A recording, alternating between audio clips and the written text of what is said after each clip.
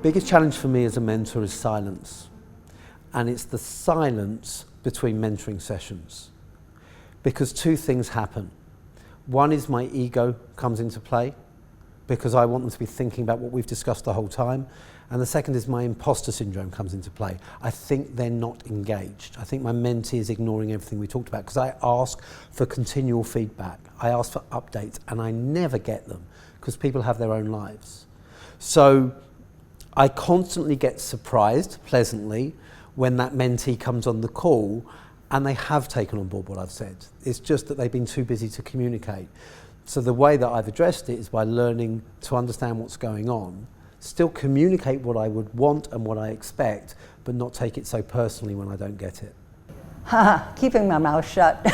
It's always my biggest challenge, not sharing too much.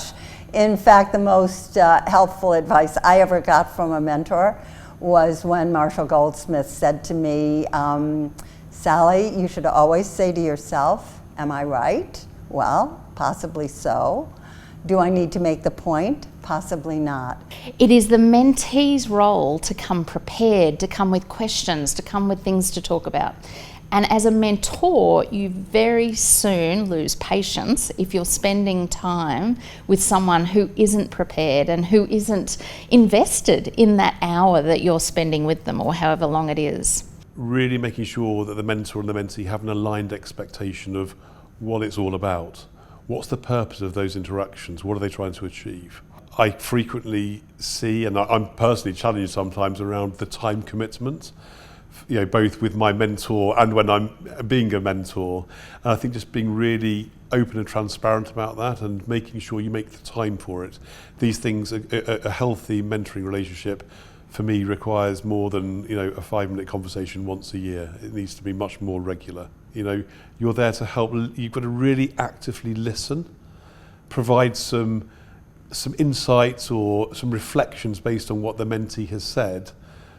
But I don't think a good mentor is somebody who then tries to leap in and give an answer, because we're all different and we all work in a different context.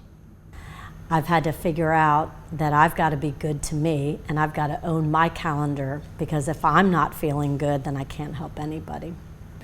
The biggest challenge as a mentor is time. Time is fixed, and the more we rise in our career, the more we're asked to do.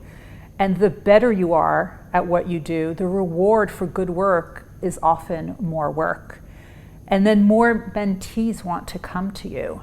So the way I have navigated that is by doing group coaching for people that have some sort of common thread, and that allows me to mentor at scale.